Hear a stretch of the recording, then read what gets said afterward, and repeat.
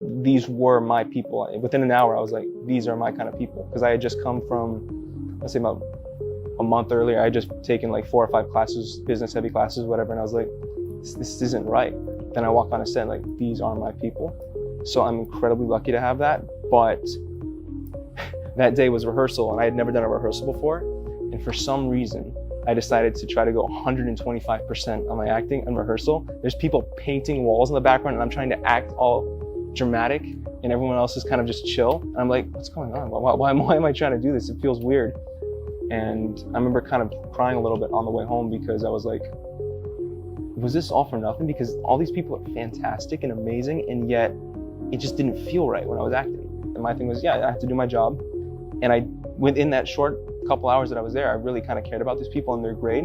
I wanted to make sure they got an A. So I kind of let go of all the stress and was like, okay, it doesn't matter. If it goes great, it goes great. If it doesn't, I just had an experience that not many people have. I went in there and I went to do my job and they had me stand in the soundstage. It was a big giant soundstage, one of the dark sound stages. And they were shooting different scenes. There was 4 other actors. They were shooting their scenes. I came in that day and they had me like, oh, we're not gonna shoot your scenes yet. Like 15 minutes, go stand on the other side go stand over there. So I was standing in the soundstage on the corner, dark corner. There's like a couple furniture. I was just kind of sitting on one of the old couches. 15 minutes turned into 3 hours. And I'm sitting on the dark side of the soundstage in a corner by myself, pacing, trying to stay in character for 3 hours, just walking around. And then eventually they came back. It was like 7:15. I was like, oh, we're not shooting your scenes today. And I'm standing there in the soundstage. And not only are they not shooting my scenes, they went over and they said, why aren't you in the green room? And I was like, no one told me there was a green room. I had never seen a green room before. I was like, no one told me there was a green room. And they was like, come on, we'll go to the green room. Went to the green room, 5 minutes. They were like, okay, it didn't work out. We're gonna shoot it tomorrow. So they was like, can you come back tomorrow morning? I was like, yes, I can come back tomorrow morning. So I went in, we went in, stayed in character as much as possible, and shot the thing in 15.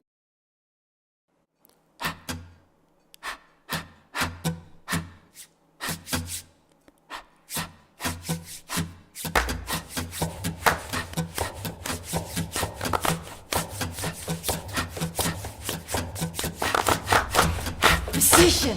I don't need any music. I don't need you either! Shut up! Let me out. Let me out! Let me out! Well, I'm involved in this movie, in this feature film, and it's called Love Trap. Super amazing film. Everybody involved is doing a wonderful job.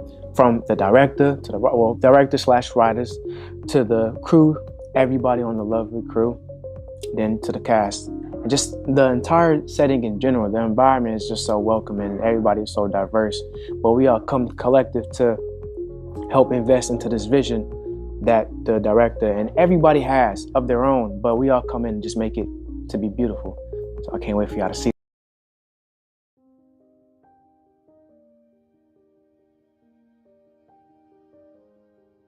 One of the stories that stick with me the most, really short, it's not gonna be a long story, is I cry every time I watch the end.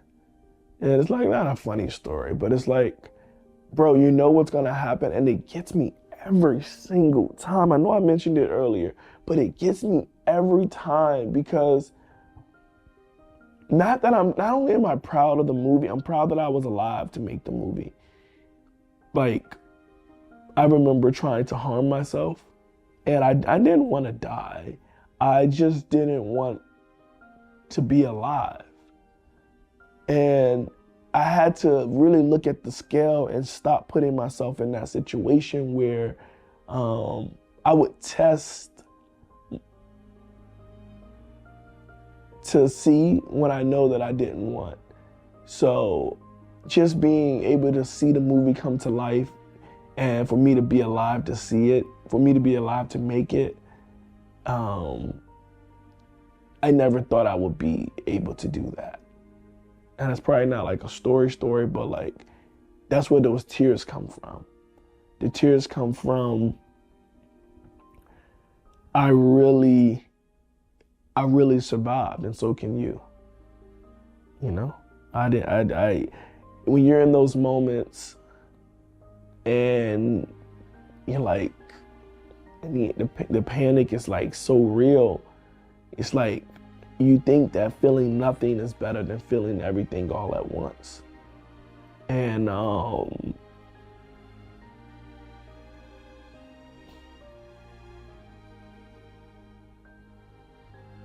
it's like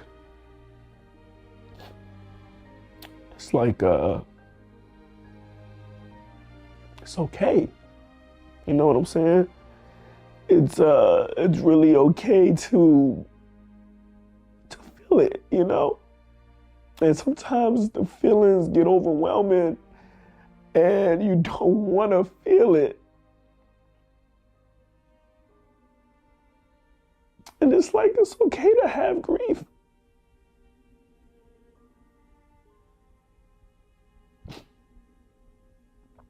So I named the movie Good Grief because it's okay to grieve.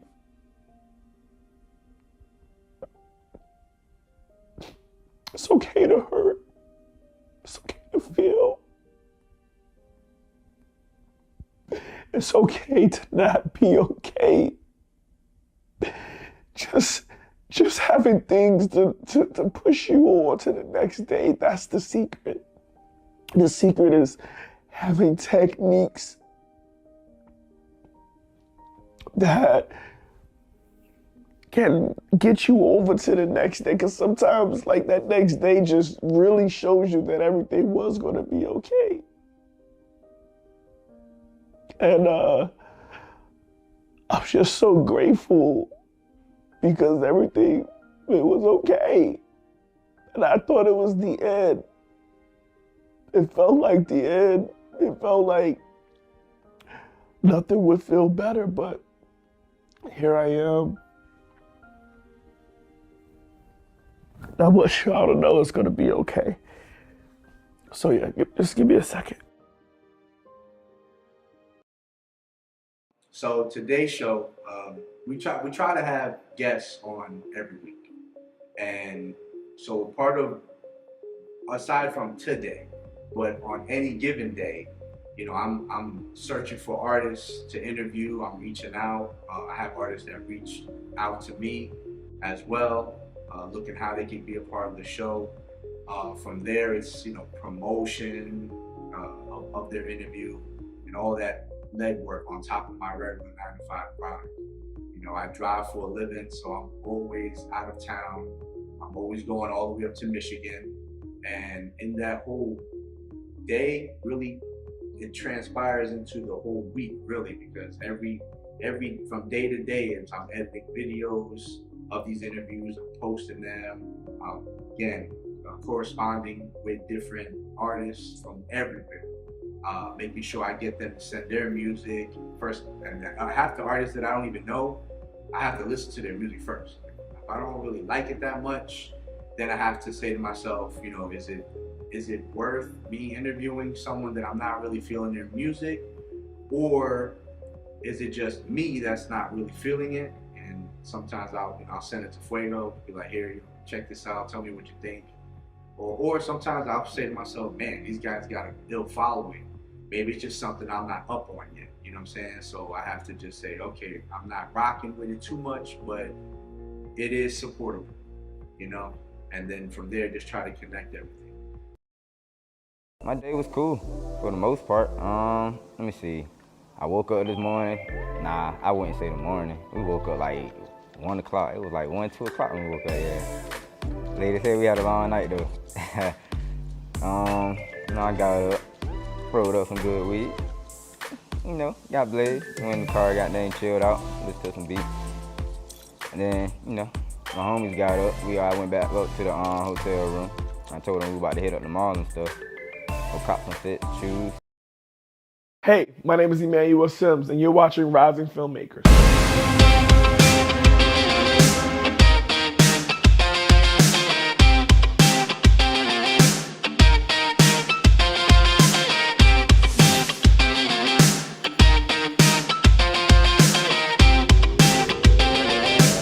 Welcome to the Rising Filmmakers series featuring Emmanuel Simms, MFA, here with us today. We're here to explore his passion for film and his journey to the big screen. I've always been fascinated by movies.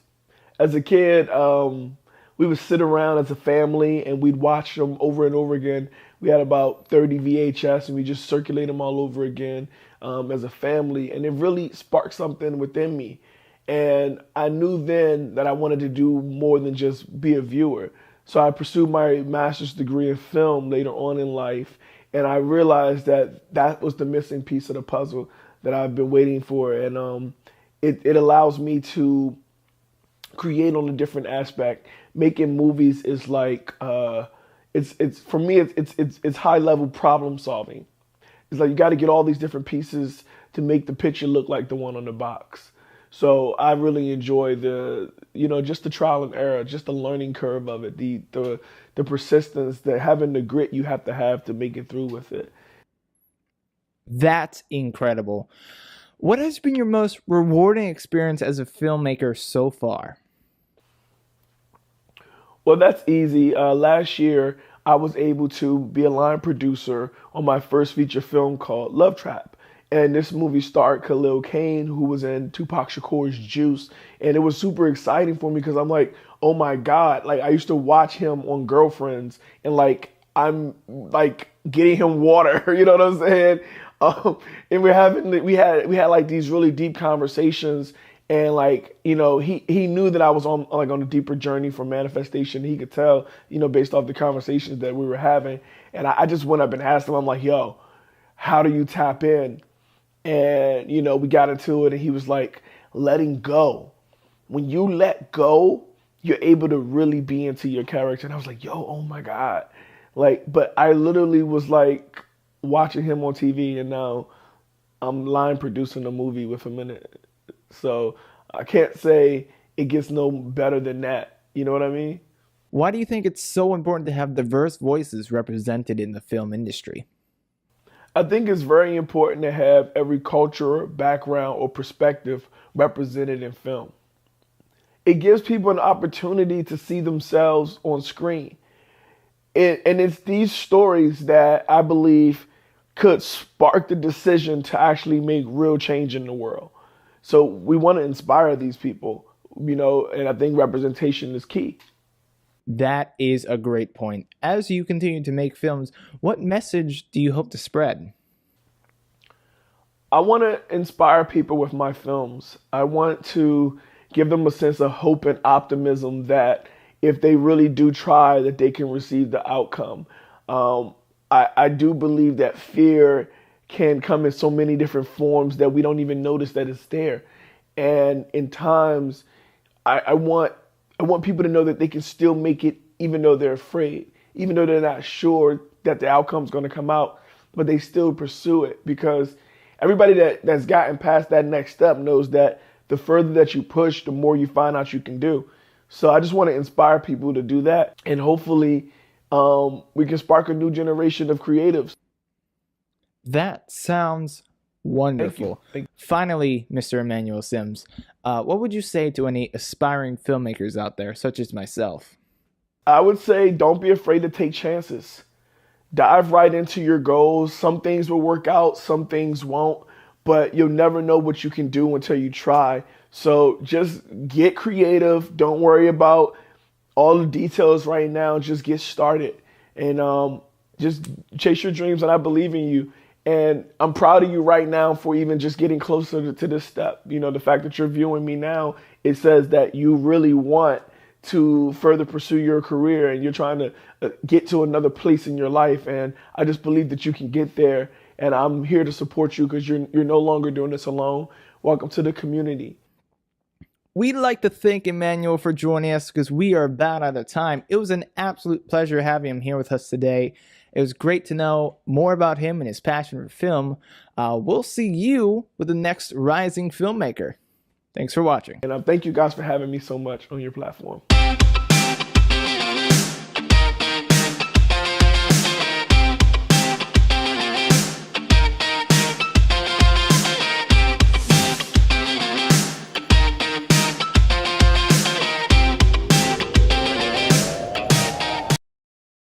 Today I watched a masterclass by Willie Paul Womack Green on his song with LMA Philosophy called Riverside.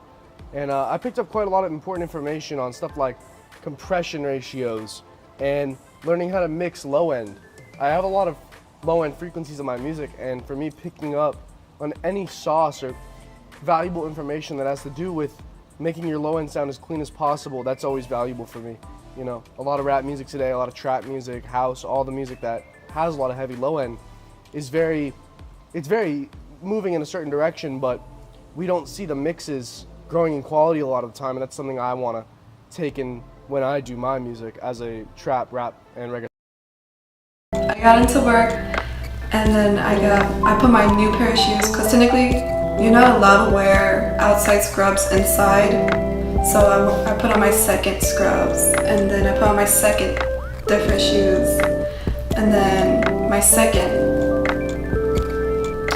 something to cover your hair. And then I went inside and I worked in decontam today. It was so fun. One of my gloves broke and I had literally human fat and veins in my gloves. So it was like all over and it just spilled out of this instrument. And I was like, okay, that was really fun. So I ungowned, I scrub everything with hot water, put on another PPE on, and then I had a lot of eye trays, a lot of heart trays, and I was by myself in decontam because I'm always working solo. Hello and welcome. My name is Emmanuel Simms, and I'm thrilled to have you here, a part of our Lights, Camera, Action film program. First and foremost, I would like to express my sincere gratitude for you choosing this course to embark on your film journey. Filmmaking is a powerful art form that allows you to tell stories, evoke emotions, and create lasting memories. And in this course, we'll dive deep into the world of film production, exploring everything from generating creative ideas to showcasing your finished film.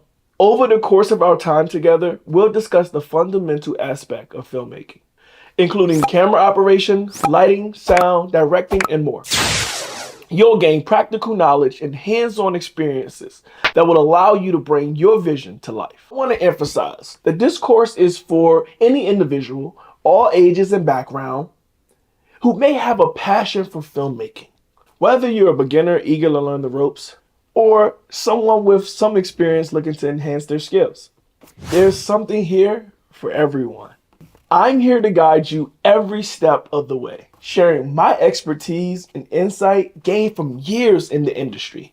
But it's not just about me teaching you. It's also about creating a supporting community where we all can learn and grow together. So get ready for an exciting experience filled with creativity, discovery, and the joy of filmmaking.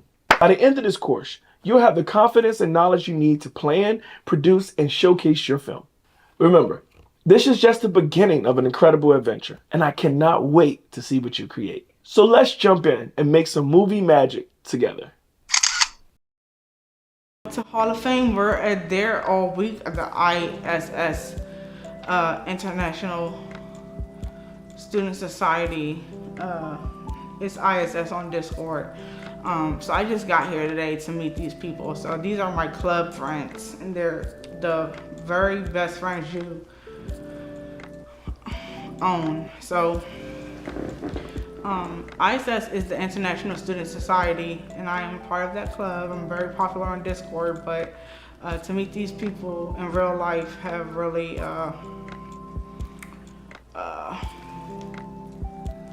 brought me a marvelous balance. It's like I'm a Rasta, I might grab some fish out the sea, but I'm a city boy, you know what I'm saying? I need Wi-Fi, you know what I mean? I'm an urban Rasta man. Urban, actually, people misconstrue the term and think that it means black. Urban actually means city. So, you know, if I'm an urban Rasta, I was born in Queens, New York. Jamaica, Queens, no doubt. But I am Jamaican, you know what I mean? Spend time in Jamaica and in Jamaica, Queens, funny enough. So you have an idea, a brilliant concept for a movie that has been brewing in your mind. You can see it on the big screen, captivating audiences, leaving a lasting impact. But what now? How do you turn that idea of yours into a reality, bringing it into a full-fledged film?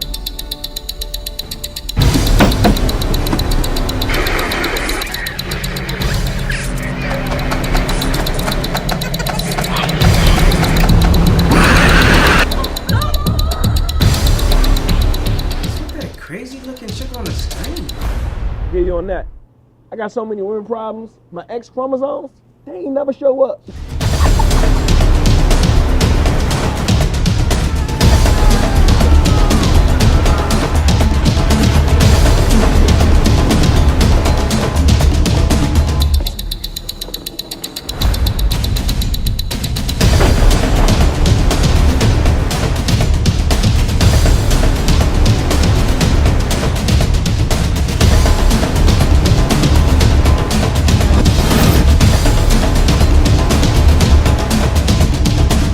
That's where we come in.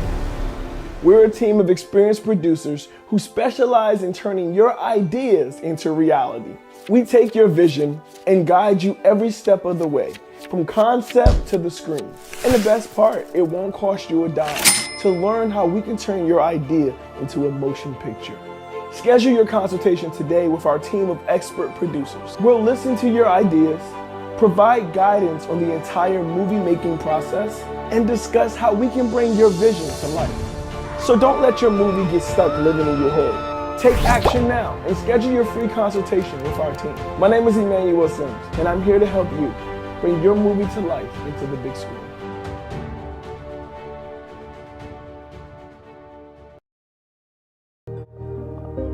It's a mess, you know? It's a mess globally. Everything went up. Money is losing value. You know, everything going up. So I have to secure my source of food first. And me and my friend, we just purchased 1 acre and then now the second one. So that I want to already have a pit, and we dig a little bit deeper, we're gonna get some water, you know, so I have my own source of food and water to secure my future. If things go back to how it was before, it'll be great too, you know, but still, I'll have a garden, you know what I mean? And then one day maybe I'll take my grandkids to the garden that I grow, and you know, let them climb the tree, you know, eat the fruit off from the tree itself, you know, like how many people out there have that opportunity? You know, most of the fruit you eat in the market, like they plug it from the tree at a young stage, so that when they ship, it doesn't go bad, you know. So slowly it was forced to ripe. You know what I mean? So the quality of fruit and vegetables that you eat right now are all-time low. You know, we eat frozen meat. I mean, nothing wrong with that. It's just that we could have better. Because a lot of my castmates was like 10 years younger than me, so seeing how their mindsets are during this time and seeing them go for something they really want to do, because I didn't do that at their age, and like they're doing it with the right mindset and stuff like that. It just inspires me more. Like, yeah. Although I'm at my age, I still can do it and I'm still going to do it. But yeah, so we got to set and I kind of chilled out in Holden a little bit with some of the extras and got to meet them. They were really cool. One of them actually bought one of my books this morning. Yeah, and I was like, oh my God. Now I got to see him again. So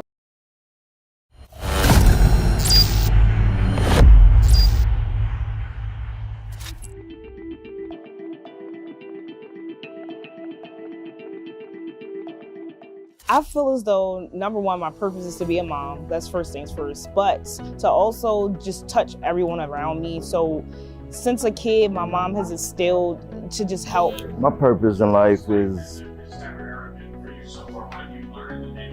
I just add towards kingdom building. So I make people happy. Like, so that being said, it just makes it easy. I get up every morning and do what I do, and you know, people are happy. You know, I don't really get complaints, and you know, people are happy. No, I've been a Christian all my life, and grew up knowing that only what you do for Christ will last. I've helped friends come from Florida and brought them into my place. I've helped people build their businesses and brands and help style their brands and shoot their brands, photography and things like that. So I feel as though my purpose is to put my hand in each pie and kind of help everybody go along.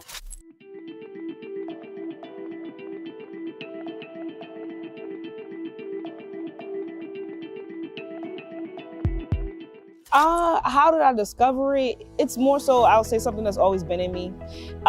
Elementary school, I'm the kid that you could go to ask for $1 or $2, or I'm that friend that if I'm going to get a slice of pizza, you're getting a slice of pizza too. So it's just always been me, genuinely. I believe in speaking those things that aren't as though they were. However, when my grandmother told me when I was a kid that you was gonna be a preacher, I kind of saw that she spoke that into existence. And as much as I understand the things that's going on in the world today, I know that those are the things that matter today. The world's gone in so much turmoil, and the only thing that matters is what you do for the kingdom. The motivation for me is just me. I feel as though I deserve more. I have always wanted and yearned for more. I was that kid that wanted to go to NYU. I didn't have the $50,000 a semester, but I wanted to go to NYU. I had always had big dreams. I wanted to be the next Bill Gates. I wanted to be Duff Goldman down at Charm City Cakes down there. I've always aspired to be the next great. Well, one, don't give up. And one of the things that I do sometimes, because easy does easy, and I say that all the time, okay? And what I mean by that is when you wake up in the morning, you go, oh, I got school. Oh, I don't have to go. I can go tomorrow. Count backwards. Do something. Get up.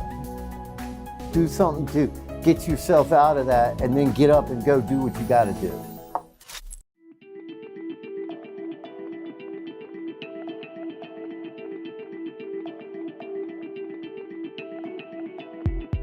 Absolutely. Yeah, absolutely. I think one of the biggest ones that I had to overcome was myself. I'm my own worst critic. And, doing that, and once you overcome that and realize that you are a good person, you are a viable asset to the community, you end up doing what you need to do. So I'll say this is something that I'm currently overcoming, which is depression. Everyone falls flat and you have to pick back up at some point. And right now, I just started to do things that made me happy again. So as simple as it seemed, I went and loaded up The Sims on my computer again. That was something that I did every single day as a teenager. I needed to make myself smile. I needed to feel like me again. I started to create more. So I actually have a sweater that I created sitting on my doorstep waiting for me right now. So just redoing those things that I know I'm supposed to be doing versus trying to figure out all of these other avenues when that's not working for me. Absolutely. You don't know my history, but ironically, I've been through so many challenges. I spent over 15 years in prison, came home and made a conscious decision that I was gonna walk, in the right way today. And ever since then, I've been blessed. I've been living the abundant life.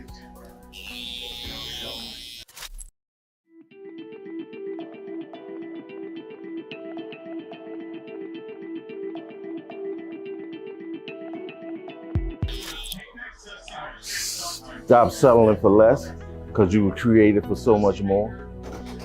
Those things that easily beset us are the very things that keep us from moving forward. And while we're so oblivious to why we're here in the first place, chance happened to us all. But the reason that it happens to us all because we're not wise enough to know when misfortune will occur. So we're living a life and we're chasing dreams that's temporary. But if you're chasing a dream that's eternal, because there's a higher place and you were created for more for a purpose living, a purpose-driven life have you reaching for things more than what's tangible, but supernatural things. We do what's required in the natural, but when we on a rise above circumstances and rise above things that easily beset us, we have to understand that we were created for so much more. And that's my mindset going forward. Regardless of where when I fall or when I get back up, because it's never about the fall, it's about the getting up. Because the just man falleth 7 times, but what makes him just is that he got sense enough to realize he can get back up and get back in line. This is for all of the smart kids in this world. Just because you know it doesn't mean you don't have to do it. That's where I went wrong. Every answer on the notebook, I knew it. Every answer on the test, I knew it, but because it wasn't challenging for me, because I didn't feel like I had to do it, I didn't do it. And that hindered my grades, of course. So you can go to your teacher and say, oh, can I make this up? But why didn't you just do it when you had the opportunity to? That's genuinely, just do it. Like, take every opportunity that you are given, because if you don't, you're gonna find yourself wishing, and wishing will not get you anything. Take the opportunities. I'm Jada. My name's Dave Cutler. My name is James Cusack, and that is my why. And that is my why. That's my why. You can find me on all social media platforms at How Dope Is Jigga. Yeah, I gotta get my grandma put her on soapbox a little bit, because she lived a beautiful life. 9 siblings, 5 children. She was Mary Kay elitist. I mean, that was she could sell Mary Kay to a man, overweight, middle-aged man. She would sell him Mary Kay. Like, she was that good. She just walked, her line was, oh, your skin looks so nice, what do you use? Bam, you're in there. As soon as you talk to her, it's a wrap. You're buying a whole package set. She even got the car and everything. You like the pink Cadillac? My grandmother got the pink Cadillac. She ended up not doing the Cadillac, she ended up doing a Grand Am, a red Grand Am instead of the pink Cadillac, but she still got a car from Mary Kay because she was that good. She was that top tier right there. So you don't think it's much, but she really, for being a woman from a different country, she's Jamaican, my family's Jamaican, that's my heritage, coming from Jamaica, being brought up by the Kennedys, which is actually interesting. She got up on the work program from the Kennedys. John F. JFK had been shot already by that point, but the family still needed the help or whatever, so they brought her up to assist. She helped with the kids and things like that for a little bit on the work program. Next thing you know, she's in New York, and because socialization is a big thing. Remember to socialize. Remember to teach your kids to socialize. The antisocial thing is cute, but it's not going to help anyone in the long run. Teach them to be social in just about every environment, because she was able to socialize. Like I said, a little woman coming from Jamaica, a little immigrant woman, the way she was able to get a house, one of the first houses in Queens as a black immigrant. There was no black, it was all Jewish owned. So she had the first little corner house in Queens, had the best yard and everything, and she got it first. Well, they really overcharged her just because she didn't know better. They really charged her too much money. But she still paid less than, of course, what it is now. But, and this goes on to choosing your partner now. So her life just kind of exemplifies like step by step of what to do and what was done right and what was done well, but also what not to do. So when you're picking your partner, be very particular. I mean, very particular. Like, let's get specific.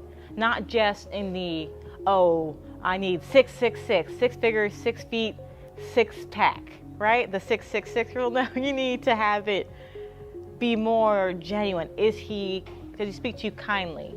Does he rub your feet after a long day? Is he thoughtful? Does he remember small things, little things that you love, little things that you enjoy? So find someone does he help you grow? Like, is he an asset to your life instead of a liability? Make him be an asset, make her be an asset to your life. Help them, your life is already okay. Let them come in and just improve that life. They just build, you guys just work a partnership and you just build together and grow together in a beautiful way, come together. So my grandmother was one to grow. She had a house in Queens, she had a house in Long Island, and so she wanted to get more property. She was all about having property. She knew that was important. Having houses was important. But the men she was with weren't thinking about it like that. They were okay with, just being, just existing. They didn't necessarily need more. They weren't ambitious like she was. So that cost her. It stopped her from doing a lot of things and kind of getting to that next level in her life that she wanted to get to, that she's working so hard for. So just be mindful of who you're with. And so now, and now she's in her elderly age. Now she's in a nursing home with, like I said, she has her family that still loves her, but, she doesn't have her houses anymore. She doesn't have her car anymore. She doesn't have, so all that's gone. And like I said, it's New York now. So her house that was in Queens, that was, I think, $60,000 at the time when she bought it, is now probably what, $2 million easily, like without even blinking, in New York. And it had an attic and a basement, so she could have rented out both things. She could have had like 6 bedrooms to rent out. She rented out the bottom one. But yeah, it's just being mindful of these things. So when you get these things and pass these things on to your children, teach them how to use it appropriately, educate them on it, so they know and they can use it responsibly and it continue to grow and work for them. Land is critical. Houses are nice, property is nice, but land, that's what we're missing. The land, the property is not ours. The property we never really own, because they can say, we need to totally demolish your property, we'll pay you something, because the land is ours. We own the land underneath your property. And that's what's happening. That happens a few times in a few different states. So just be mindful of that. Like, you don't own the land, you own the property. And that means nothing, because they could just demolish it and they own the land. And legally they can, because it's their land. You're on their land.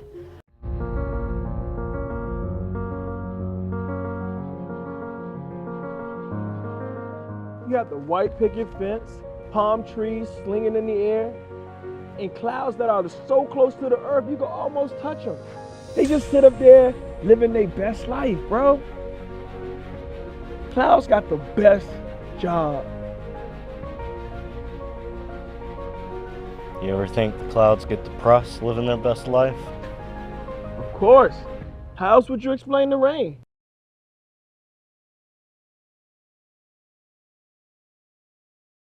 Well, congratulations, Tanisha. Thank you. This is an epic movement for not just teens, but women everywhere. Everywhere. First, we want to say welcome to That's Me Faith. Welcome to The Well. Welcome to God's Ordinary People Blog Talk Radio Show. We are so excited to have you and your wonderful husband, Minister, Pastor, Elder, Gosa with us, the king who hails the queen. Yes. And so we are so excited to have you. I know you had a long day. You are fabulous. Thank you so Your much. whole venue is amazing. Thank you guys you. should have been here. Yes. It's amazing. Thank you. Your books are gorgeous. Thank you. They are fabulous. Yes. Honey, when I say you put royalty out there to the world, you put it out there, right? So tell us a little bit about yourself. Sure. I said keep everything down in 1 minute, but okay. Yes, yes. Okay. So, yes, I am Tanisha Gosa, and I am definitely married to my college sweetheart, Pastor Ciandre Gosa. I am a social worker. I am a motivational speaker. I am first of all, most of all, I'm a child of God. That's first and foremost. I'm an encourager, and now I am an author. This lady, she got it going on, right? Okay, so your journals are geared towards teens. What was the motivation behind that? So actually, I have one geared towards teens, and the other is geared towards women as a whole in general. Okay, okay. And so what motivated me was that when I was given my first journal at 12 years old, and so and I still have it. Down through the years, I've been journaling, getting my thoughts out there, writing the vision and making it plain like the scripture says, and just putting down goals and aspirations. And I felt like now was the time, because of everything that we're experiencing in life as women, as people, you know, was a time for us to really sit down and be able to get out our thoughts, be able to really get out and write the vision and make it plain. And in working in the mental health capacity, journaling is like key.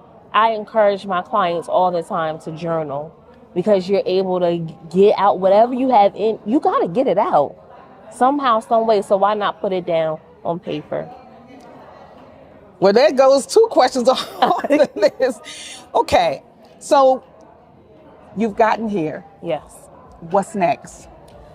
Oh, what's next? This is big. Yes. This is epic. This is a movement. Yes. And what better time to do it when we're celebrating women? Yes, exactly. What's next for you, Tanisha? So I don't even know all that God has in store and what's next. I do want to get out and get into the community. I do want to get into the schools.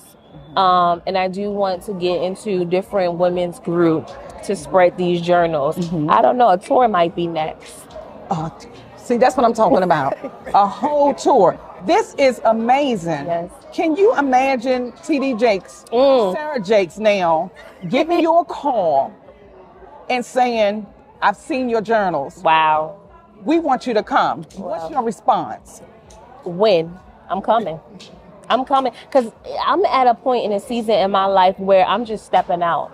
I'm like Abraham. I'm just stepping out. I don't know where. I don't know how. Even the fact of being here in Delaware, how I got here was an Abraham experience because I didn't know anybody here. I didn't have, you know, any family here or anything. So I came out here for school by myself, and look what I've gained in the last 16 years. So I'm just remember what he did for me when I left from Jersey to come here. I'm remembering that even as I go forward in this next journey in my life. 2 inspirations. Who were 2 inspirations in your life? 2 inspirations. One is definitely my husband. My husband, hands down, you know, we're young. You're a young couple, and my husband has been there for me. Whatever it is that I envision or want to do, he is wholeheartedly there for me, encouraging me, pushing me. He always tells me, if God is in it, then go forth and be great. My God. And then the other inspiration is on yesterday, we funeralized our great-grandmother, my husband's great-grandmother and my great-grandmother-in-law. And so in honor of her, she is my inspiration because she raised 8 kids by herself and was a trooper even throughout her illness and her sickness. So she's another inspiration. And I actually gave her she's on the front of my journal. And I gave it to her 2 weeks before she passed away. Wow. And so we had her actual journal set up here at the book signing today. How long did it take this journey to get started and really get out there? I had the vision back in, I would say like 2018, maybe. And so I, thought about it, put it down, thought about it, put it down. And so it really took off, I would say, last year. So it took me about a year to really say, okay, this is what we're going to do. This is how I'm going to do it. This is what God has given me to birth. Yes. Well, you wanted to say something? No, you're. Oh, okay. One celebrity, if they got their hands on your journal, who would you want to have their hands on your journal? Come on, Oprah. Come on, Oprah. Come on. I think my son prophesied that.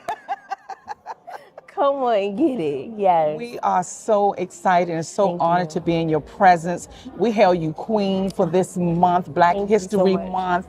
You are a trailblazer. Amen. And we are so proud of what you've done. You opened up a box for so many young women and women to get out. Yes. The top is off right here. It's off. The top comes off right here. I believe that there's going to be a movement in this church alone, just for the people that have gotten these journals, lives are going to be changed. Amen. Because your heart is so sweet and so pure. Yes. And the anointing that rests on you guys' life and the love that you have for God's people. Amen. I'm saying this from a conscientious observer from the distance. Yeah, man. So we see your fruit. Amen. This is evidence of your fruit. Amen. We can't wait to see what God does next. Yes. Did you want to say anything to our listeners before we close? I would encourage your listeners to get out there and, like Nike said, just do it.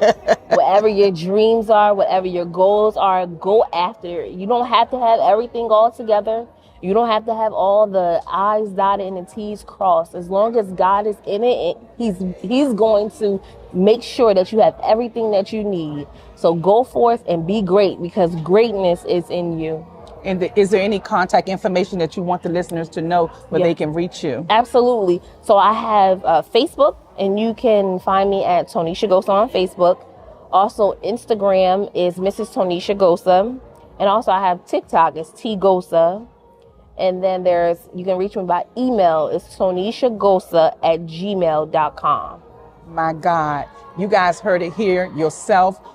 Women's Month, we're celebrating this beautiful woman of God, her king sitting next to her. We honor you to the highest of highs. May the Lord continue to bless your ministry. May He catapult you. Yes. Oprah, we looking for we coming for you. Yes. She get these in your hand, get these in your book club. Yes. Because we coming for you, Yes. Oprah. God bless you. Thank and you so thank much you for the again. opportunity. Thank you. Yes, thank you. Thank you, Minister, Pastor, Elder. We appreciate y'all. May God continue to bless you. Thank you. And continue to drag and pull and take y'all to the lowest of lows. People that don't know God. Yes. Get their hands on these journals. Yes. Well, we're going to help you make sure they get them. Especially the people in the hood. Yes. Because we from the hood. Yes. Okay. Yes. So I come to you from That's Me Faith, from God's Ordinary People Outreach Ministries, also from At the Well Blog Talk Radio Show. Thank you, thank you. Thank you. Thank you. God bless you. Hello and welcome to A Conversation with Emmanuel Simms, where we dive deep into film, mental health, and community activism. I am Emmanuel Simms. I am a director, a producer, and the founder of In Vivo Exposure, a production company that focuses on mental health in Black and Indigenous communities through film and television. Throughout this series, we'll be discussing intersections of mental health and the arts, exploring the power of storytelling to heal and inspire, and examining the ways of which we can use our platforms to affect positive change in our communities. As a mental health advocate and a creative, I believe that we all have the power to change the world around us. Through my work through film and television, I plan to shed light on the issues that we have in our communities and hope to inspire social justice and equality for all. So join me on this journey as we explore the power of storytelling to transform lives and make a difference in the world. Together, we can create a brighter and more inclusive future for us all.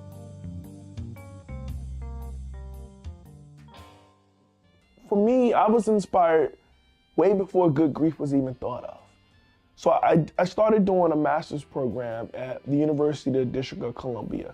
It was a dual master's in mental health and clinical rehabilitation counseling. And during that time, I think I've sought out the most mental health help that I could ever get, because during the program, it's very important for counselors to go to counseling. So during that, I realized that I was very privileged to have access to these services. I realized that not everybody's gonna go to counseling. Not everybody's gonna, seek services. And when they do, sometimes it's already really, really bad, or to the point where, medication and things like that can come into effect. And what I realized, it's just like a tooth, a rotten tooth. If you leave it too long, it can shut down your nerve systems. It can ruin your brain. It can do all types of different things like that. So it's the same with mental health. And I realized that if we were to treat things a lot sooner in our community by at least educating and teaching little techniques to us, to our people, that we will be able to actually prevent a lot of the extreme cases. And I say that because just me being aware that anxiety was real, I was able to go back to all of the times that I had a panic attack and said, oh yeah, I know why this was caused. I know what I could have did differently then, but I didn't have those tools now. So in Good Grief, I teach a grounding exercise. I went to film school after going to school for counseling. I said, okay, I'm not going to an office. I need to be able to teach in another different type of way. And I can tell stories visually. I wanted to be visual. So went to film school, Full Sail. And during spring break, I said, it was like an itch that I had to scratch. I just needed to get this movie done. And I kind of felt like I portrayed the idea by making my thesis into a sci-fi film. And we'll talk about that later, the surprisingly interactive audiobook. It's a sci-fi, it's the same as Good Grief, except it's a sci-fi. Same story, different genre. And I didn't really get the message across in that movie. Like the whole first screening was like, it was like weird because my friends and classmates and colleagues and teachers were there, but it was like dead silence, and I realized that the message wasn't clear.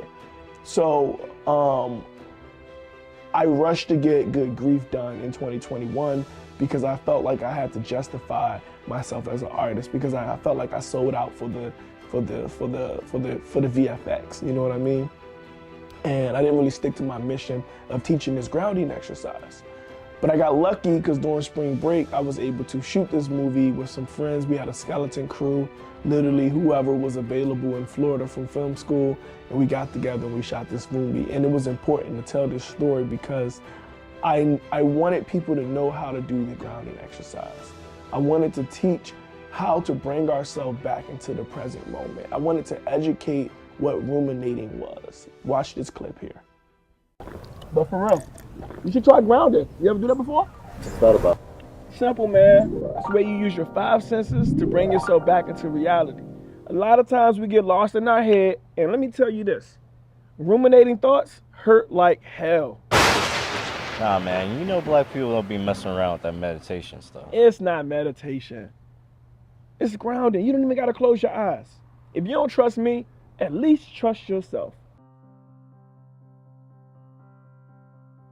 So like I mentioned, I felt like I kind of sold out when it came to the surprisingly interactive audiobook. Although it was supposed to have the same sentiment, I didn't include the grounding exercise, which it was like, okay, it wasn't there. So when it came to Good Grief, which was the original story, before the surprisingly interactive audiobook came up, Good Grief was the original story, and the audiobook was originally in Good Grief.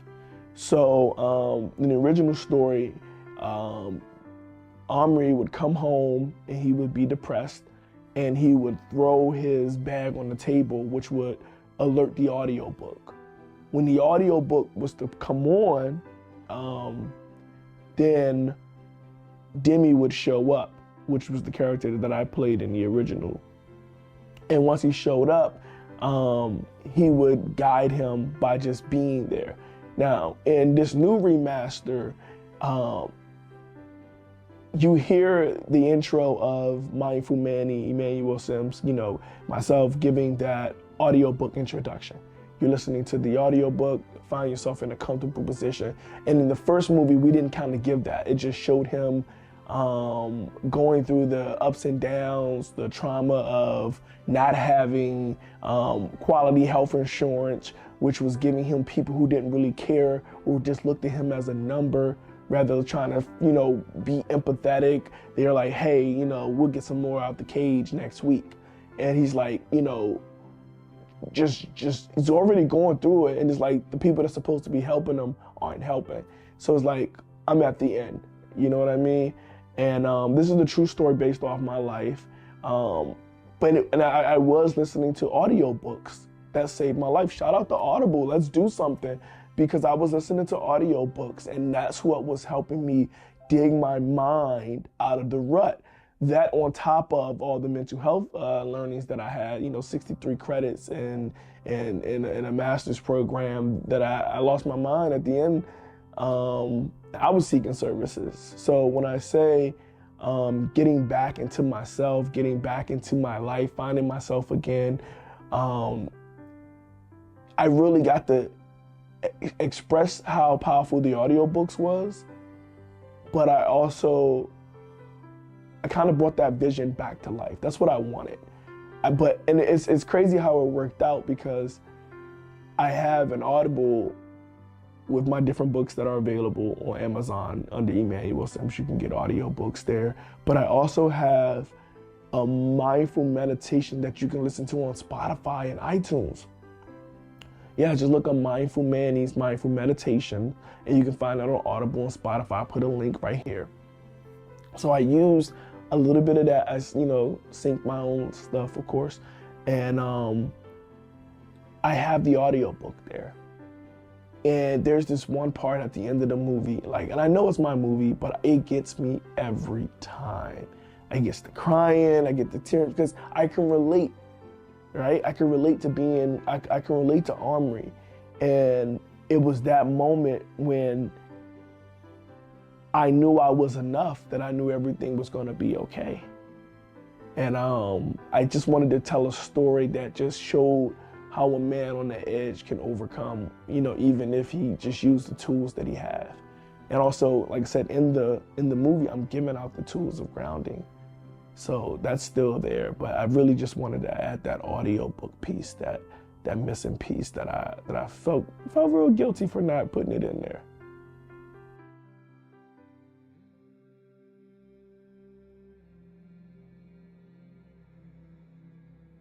The challenges that I face producing Good Grief, besides the financial situation, of course, one of my friends from Florida gave me $300 and rented me an Airbnb. Besides all the students that were in film school at the time were on spring break, I had about 7, 8 amazing people come and help me bring the movie to life. My roommate played as Omri, I'm sorry, John Blanks. We're roommates, and he lived across the hall. We fought daily sometimes, but we worked it out, and, you know, we became friends, and we not like fought like physical, we roommate battle, like, you know, wash the dishes, like stuff like that. But, you know, he helped me bring my vision to life, and it meant so much to me. Taylor, she helped me just get organized. It was just having my friends there made the lack thereof better. Connor McDaniel was my first AD, Tiffany, Juliet, Maisha, I really appreciated her. She was so supportive. Like, just having a team bring the dream together, it's like, no matter what the hurdles were, I wanted to rush it to have it ready for a premiere at the Enzium, and it didn't even get screened. So I did I was like, I have impulse issues sometimes, and I'm working on it, but it's like I want to get things done when I want to get them done. And sometimes it's like, slow down and like take your time, and you can provide quality. And that's what I wanted to do with this director's cut. I wanted to really not just settle for completion, but get my complete vision across. So yes, in Vivo Exposure, we're focused on helping artists heal, helping the community heal by teaching them to critically think. That's our mission. We want to assist our community heal by teaching them how to critically think, by educating them on giving them these tools, basically breaking down mental health into conversational pieces so that everybody can benefit from it. So we create social media content in the form of TikToks, dance videos that are uplifting and motivating, and just inspiring people to be themselves and go all out and be them. We have a Triggered series that we're working on and we're raising money for. So if you're interested in becoming an executive producer, we have, and it's just for this year. Next year, the price is going to multiply by 10, but you can get in now at $1,000 as an executive producer. Make that donation as soon as you can. Link in bio. You can make a $500 donation for associate producer. You can make a $250 donation for assistant producer. And if you're not ready to make those big donations yet, you can become a special thanks donor, and that's $50. So what we're doing is we're raising monies to shoot these projects. We have a lot of the equipment already, so it's not gonna cost us too much to get things done. And we have a very, very creative producer, myself. And yes, I know how to budget well. I don't budget to make money. I budget to put money in the film. And I know you're like, well, why is the movie gonna miss? My mission is to assist my community heal by teaching them to critically think. So if you can get with the mission and you can get with what I'm trying to do, let's work together. Let's help me help the community. I just know simple as that. Like, some projects will make money, but majority of them is just educational content so that we can heal our community. And I think it's well needed, and I need your help because I can't do it without you.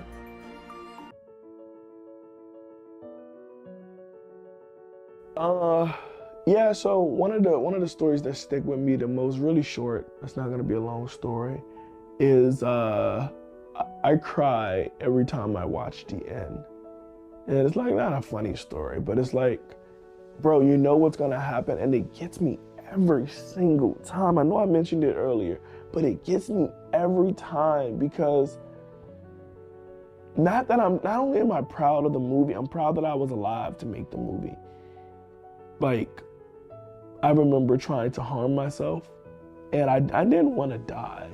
I just didn't want to be alive. And I had to really look at the scale and stop putting myself in that situation where I would test to see what I know that I didn't want.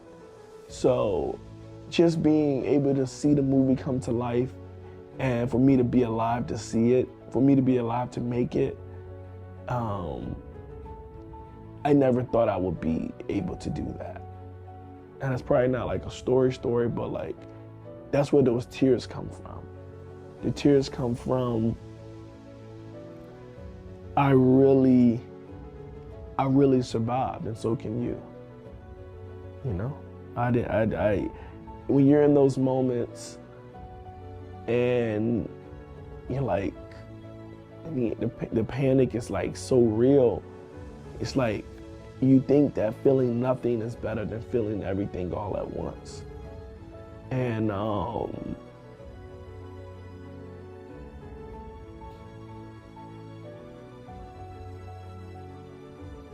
it's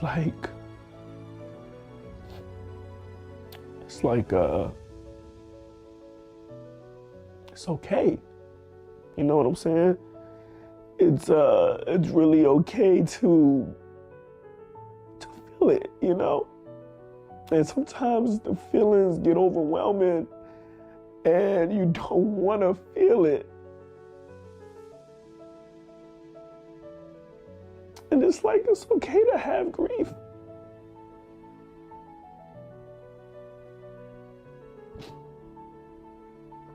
So I named the movie Good Grief because it's okay to grieve.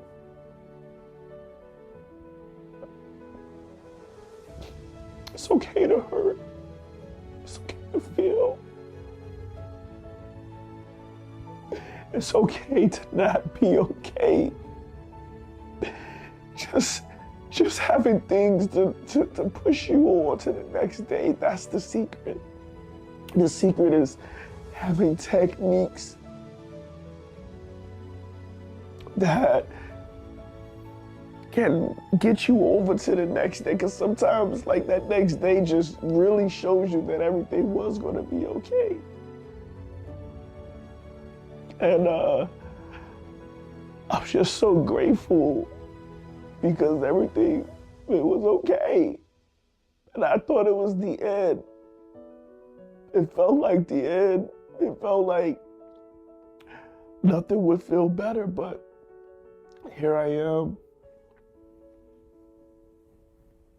I want y'all to know it's gonna be okay. So yeah, just give me a second.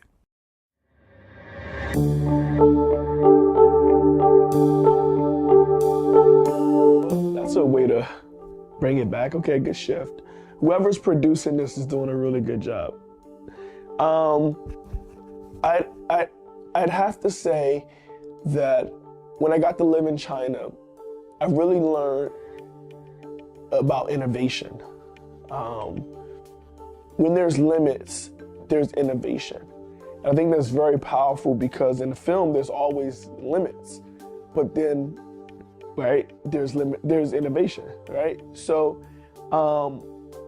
when I was in China, I learned that there was a limit on cars.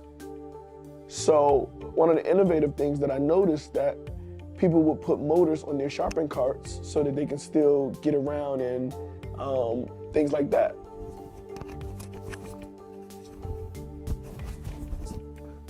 Sorry.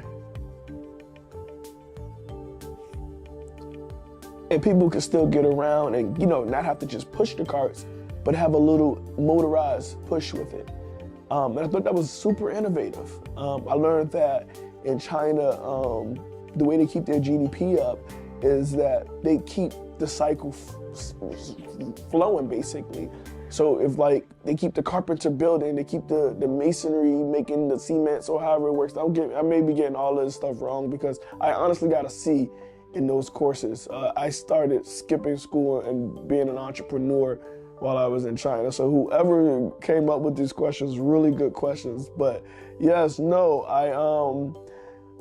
I really did learn that as long as you keep the cycle going, as long as you keep oiling the well, as long as you keep working at it, everybody will be able to work. And in film, everybody has an opportunity to work. From pre-production, from idea to post-production and screening and wherever you go with your film, there's an opportunity for everybody in every skill, from sign language to artists who draw paper, to people who do paper mache, to people who style rooms, to people who make music, to people who just, you know, play music. Like, there's so many opportunities for everybody in the industry to work together from every form of art and create this masterpiece. And the more that you work with, the more that you can add and invest into this creative piece. So that's what I learned when I was in China. It's like, when there's limitations, just get innovative. When there's limitations, make innovations. I'm trying to make something round, but whatever. But it's like just keep working, keep redoing, keep the cycle going. And when there's limitations, have innovations.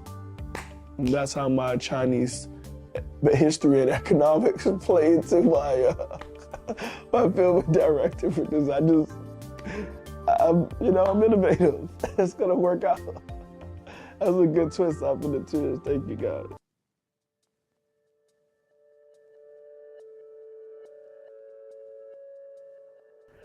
There's a couple of trigger warnings, right? There's the whole Hinton Daily. There's dark humor. I wouldn't say that it appeals to a wide audience, totally niche. People who've been through stuff, some people find humor in healing. One of their techniques in counseling is humor. It's not like a technique, but it's like a skill that you can add in the session to make, the session go well. It's like you don't got beating a stick up the butt. You can actually laugh and joke with your clients, and y'all can build rapport and, help them get through what they're going through. So there's a lot of dark humor. There's a lot of edgy humor. I wouldn't say that I made it relatable to all audiences, but if you've ever been through something and you've ever been on that edge, I made it for you. And it's gonna be okay. And I love you. So when I first released it, I did get a lot of good feedback. Now there was a lot of, from my film students and film people, there was a lot of, hey man, you could have did this a little bit better. I'm like, yeah, it's a good movie, yeah, it could be done better, but how do I make it better? And I needed money. So thank you guys to all my donors. First of all, I want to say thank you to all my executive producers. Thank you to all my associate producers. Thank you to all my assistant producers. Thank you to all my special thanks guys. Thank you guys for sending me cash apps, Zelle, Venmos. Thank you everybody who donated to this slate through GoFundMe or bought popcorn. Whatever you guys have done, thank you, thank you, thank you, thank you. Because I am not one of these people who are taking your money and putting it elsewhere. I am putting it straight into the films. And it means a lot to me to have your support, because now I can take the films to the level that I really wanted to take them. I don't have to settle with what I could do on my own. I'm a father, I have children, and it's hard. And I appreciate you guys for making it less hard. I'm doing the Bowfinger approach, $21.84, about $2,000 in each movie. and we're trying to put them out, and you guys have been a great help. Thank you so much for taking the time to invest in our community. We really appreciate it. And to the Dripster community who are on our text blast, I love you guys so much. And if you haven't joined our community and you'd like to get on the text blast, just text me now, 240-607-5258. Now, if you want to become a donor, you can text movies to that same number, 240-607-5258. And then you'll get the links to all the opportunities to become a donor. But I just couldn't do it without you guys. And when people say that they really enjoyed it, and my aunt, my sales manager, my aunt, she's been calling. You guys probably heard from her, Aunt Gwen, aka Miss Gwen. She said she was going through some things when she watched it, but it helped her come to light. And it's like she tell me that every time we talk. I'm like, what is she saying? And she's giving me that feedback. She's saying that it did work, and that's proof. And that's the conversations that are being had, is that just give it a shot, and maybe something in you could be also lit. Absolutely. So after the 2023 Eudaimonia film slate is released, I am teaming up with Brandon T. Jackson as the Vice President of Development at KOE Studios. That's Kingdom Over Everything Studios. We have a release coming out called Trap City, where we star Young Jeezy and Clifton Powell, and I'm super excited about that movie. It's gonna be airing really, really soon. We've been developing movies like Detroit City Cop and Fighting Back, which are gonna both star Brandon T. Jackson and a bunch of different characters. I'm honored to be able to be a part of also the Hollywood and the high independent, but also, the middle class independent, and still make visions and dreams come to life. So if you have an idea, maybe your movie can be the next movie that I help produce, because I'm sticking to my culture. I'm sticking to loving to give back. But that's the sneak peek. Yes, I am working with KOE Studios, and we got big things coming in store. But if you have a movie and you have a story that you want to tell, shoot me a text, 240-607-5258, and maybe I can bring your vision to life. Once again, my name is Emmanuel Simms, aka the Drip Headmaster himself. And if no one's told you they loved you today, remember God loves you, and so do I. And to make it a great day or not, the choice is yours. Dribbity, dribbity.